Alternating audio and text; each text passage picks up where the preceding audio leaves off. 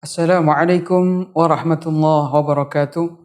Alhamdulillah wassalatu wassalamu ala Rasulillah wa ala alihi wa ashabihi ajma'in, amma ba'du. Kaum muslimin dan muslimat, sahabat Bias TV dimanapun Anda berada, alhamdulillah bahwa Allah Subhanahu wa taala sangat penyayang, sangat pemurah kepada para hamba-hambanya.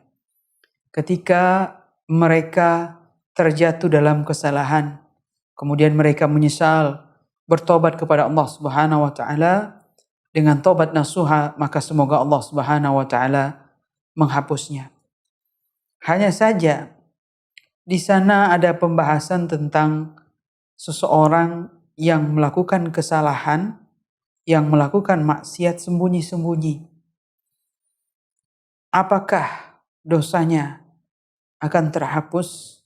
Apakah pahala-pahalanya akan dikembalikan oleh Allah Subhanahu wa taala sebelum dia melakukan dosa tersebut dari amal-amal kebajikan yang telah dilakukannya? Masuk ke meja redaksi sebuah pertanyaan. Ada hadis yang menyatakan bahwa jika kita melakukan maksiat di kala sepi, maka terhapus semua pahala. Nah, yang saya tanyakan adalah apakah pahala itu Allah kembalikan jika hambanya bertobat dan berdoa di sepertiga malam terakhir dalam sholat tahajudnya, sholat malamnya?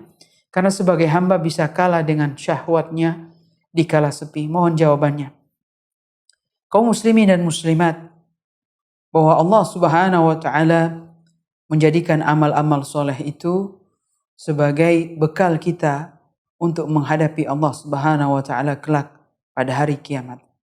Tapi tatkala amal-amal itu diiringi juga dengan perbuatan maksiat, maka telah datang penyampaian dari Rasulullah SAW dalam sebuah hadis yang mulia dari sahabat Thauban radhiyallahu anhu, di mana Rasulullah SAW pernah bersabda, la a'lamanna aqwaman min ummati ya'tuna yaumal qiyamah bihasanatin amsali jibali tihama. Sungguh, kata Rasul, saya telah mengetahui bahwa ada suatu kaum dari umatku yang akan datang pada hari kiamat dengan kebaikan-kebaikan, kebajikan-kebajikan laksana gunung Tihamah. Tihamah tabidha fayaj'alullahu azza wa jalla haba'a manthura. Laksana gunung Tihamah yang putih, tetapi Allah Subhanahu wa taala menjadikan amal-amal itu bagaikan debu yang bertabangan. Qala Thauban, sehingga sahabat Thauban ini yang meriwayatkan hadis bertanya, "Ya Rasulullah, sif lana jillahum lana alla nakuna minhum wa nahnu la na'lam." Ya Rasulullah, tolonglah berikan sifat-sifat, kabar-kabar tentang mereka sehingga kami tidak termasuk golongan mereka. Dan padahal kami tidak mengetahuinya, tanpa sadar kita tidak tahu. Qala ama innahum ikhwanukum wa min jildatikum. Ketahuilah dia adalah saudara-saudara kalian. Berarti dari kaum muslimin. Wa min jildatikum, dari kulit kalian sendiri. Wa ya'khuduna minal laili kama ta'khudun.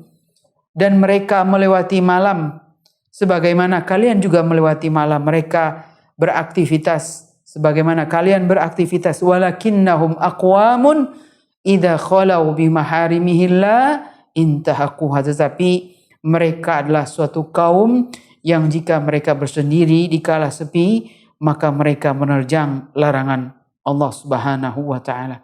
Keharaman-keharaman Allah Subhanahu wa taala. Hadis ini hadis riwayat Ibnu Majah, kemudian Al-Hafidz Abu Thahir mengatakan hadis ini adalah hadis hasan. Maka bagaimana ketika orang saat bersendiri kemudian jatuh kepada perbuatan maksiat? Apakah Allah Subhanahu wa taala menghapuskan kebaikan-kebaikannya? Pertama, melalui hadis ini, hadis Thauban, para ulama menjelaskan yang dimaksud menerjang larangan Allah Subhanahu wa taala di kala sepi yaitu orang-orang yang memiliki sifat-sifat kemunafikan. Mereka menampakkan kebaikan di hadapan manusia, tapi ketika mereka bersendirian, mereka berbuat makar, mereka berbuat maksiat, sombong angkuh terhadap larangan-larangan Allah Subhanahu wa taala, dan mereka tidak peduli karena tidak ada orang yang melihatnya. Jadi yang pertama adalah ini adalah sifat-sifat orang munafikin, sehingga kebaikan mereka yang telah mereka lakukan, maka Allah Subhanahu wa taala hapuskan bagaikan menjadi debu yang berterbangan. Karena ternyata dari hati mereka sudah ada nilai-nilai kekufuran. Poin yang kedua, Rasulullah Shallallahu Alaihi Wasallam menyatakan, "Idza khalau bimaharimillah, tidak hanya berarti bahwa pelaku dalam hadis ini jika mereka bersendiri, berarti bukan menunjukkan juga hanya satu orang, tapi bisa berjamaah, bisa banyak orang, tapi mereka bersepakat, mereka bersembunyi, mereka saling memaklumi, berdiam diri melakukan perbuatan dosa. Maka ini masuk. Maka tidak hanya sendiri. Bisa saja orang yang di dalam bayang-bayang, atau orang yang berbuat makar dan lain sebagainya. Atau orang-orang yang memaklumi kejahatan masing-masing. Dan bahkan mereka bersepakat di atas kejahatan dan keburukan tersebut. Ini penjelasan para ahli ilmu. Penjelasan ketiga, yang dimaksud mereka dalam hadis ini, yantahiku maharimallah. Mereka menerjang larangan Allah dengan sombong, dengan angkuh. Dan tiada tanpa penyesalan. Dan tiada penyesalan, tanpa penyesalan mereka melakukannya. Dan mereka tidak pernah menyesal.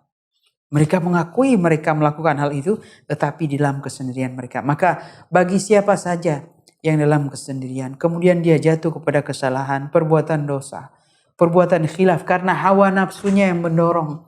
Tapi senantiasa dia bermohon kepada Allah Subhanahu wa Ta'ala, dia bertobat, dan disebutkan oleh penanya bahwa dia bertobat di malam hari, sholat malam, maka semoga Allah Subhanahu wa Ta'ala menghapuskan dosa-dosanya dan kesalahannya, dan dia bertobat-tobat nasuha, dan semoga pahala-pahala yang dikerjakannya tidak terhapus.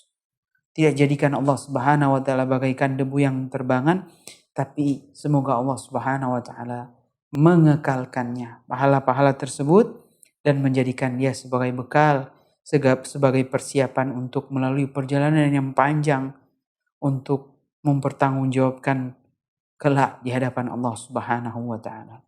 Semoga Allah Subhanahu wa Ta'ala memberikan taufik kepada semuanya. Wallahu ta'ala a'lam bishawab. Subhanakallah bihamdika asyhadu an la ilaha illa anta astaghfiruka wa atubu ilaik. Assalamualaikum warahmatullahi wabarakatuh.